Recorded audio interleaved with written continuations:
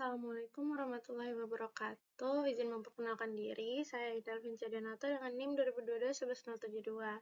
Jadi di sini saya akan menjelaskan cara kerja mikroprosesor. Nah, pada slide 1 ini terdapat diagram sistem mikroprosesor dengan instruksi mengirimkan nomor 25 heksadesimal yang terdapat pada ROM dan menyimpannya ke RAM dengan alamat 2500 heksadesimal. Lalu pada slide kedua, ini pertama terdapat inputan. Setelah inputan akan diteruskan ke bagian mikroprosesor. Selanjutnya akan dilanjutkan ke alamat bus atau address atau alamat. Pada slide ketiga ini, setelah ke address, bus alamat tersebut akan menuju ke address decoder ROM dan RAM. Namun dapat kita ketahui keadaan ini, bagian ROM dan RAM ini masih dalam keadaan off, maka address bus tadi akan diteruskan ke bagian address decoder. Nah, pada slide 4 ini, setelah dari bagian address decoder, akan diteruskan kembali ke bagian chip select di bagian ROM. Fungsinya di mana apabila kita memberi logika 1, maka ROM pada bagian ini dalam keadaan aktif, sehingga address yang diberikan dari address decoder tadi diteruskan ke bagian ROM. Setelah diteruskan ke bagian ROM ini, akan disesuaikan ke alamat yang diberikan dengan nomor yang sudah tersimpan terlebih dahulu pada bagian ROM.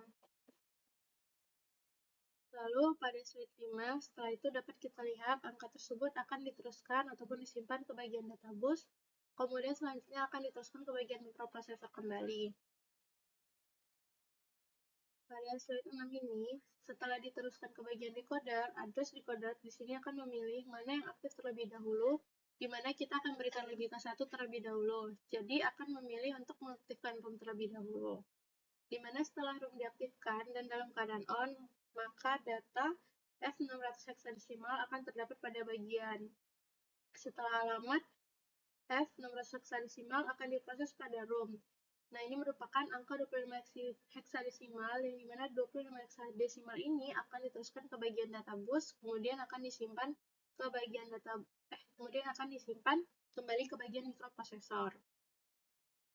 Nah, pada slide 7 ini, yang dimana untuk disimpan sementara di bagian mikroprosesor, akan diteruskan kembali ke bagian address. Setelah dari address bus itu akan berupa alamat, yang berarti alamat yang diteruskan adalah 2500 heksadesimal. Setelah itu akan diteruskan kembali ke address decoder, di mana address decoder dari sini akan memilih bagian yang aktif. Selanjutnya yang bagian RAM, namun sebelum itu kondisi RAM di sini masih dalam keadaan off. Untuk mengaktifkan bagian ini, kita harus melanjutkan ke bagian garis putus-putus ini, yaitu bagian write atau write line. Kemudian diberikan logika 1 agar bagian RAM-nya aktif. Dapat kita lihat garis putus-putus di sini sebenarnya terhubung ke bagian input dan output controller.